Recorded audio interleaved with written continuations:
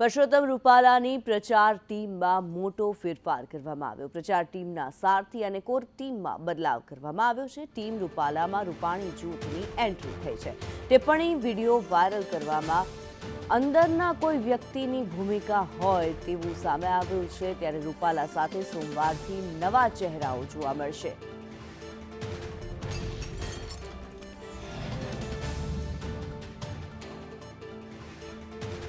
મયુર સોની live જોડાયેલા છે। મયુર, રૂપાલા સામેનો જે વિરોધ જોવા મળી રહ્યો છે, ક્ષત્રિય સમાજનો જે વિરોધ છે તેની સામે હવે પરસોત્તમ રૂપાલાની પ્રચાર ટીમની અંદર જે બદલાવ કરવામાં આવ્યો છે, શા કારણથી આ બદલાવ કરવામાં આવ્યો?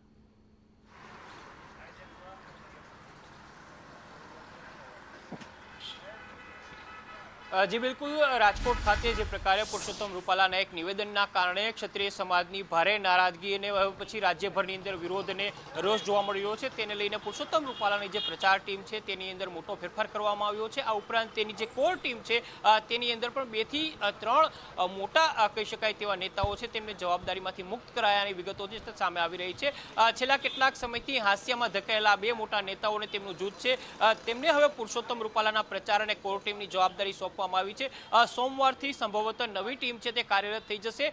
ગઈકાલે જે પ્રકારે પરસોત્તમ રૂપાલાએ રાજકોટની અંદર રેલી કાઢી હતી અને ત્યારબાદ સવારના જે કાર્યક્રમ હતો, આ કાર્યક્રમની અંદર જૂના નેતાઓ છે તેમની હાજરી નોંધનીય રીતે જોવા મળી હતી અને હવે એવું કહેવાય રહ્યું છે કે સોમવારથી નવી ટીમ છે તે પ્રચારની અને અન્ય બાબતોની જવાબદારી છે તે સંભાળશે।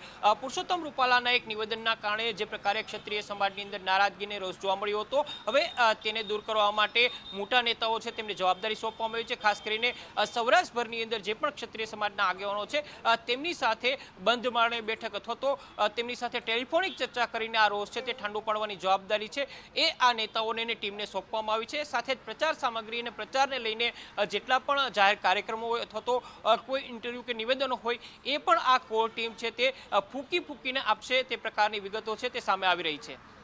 જી, ધન્યવાદ મયુર આ માહિતી માટે।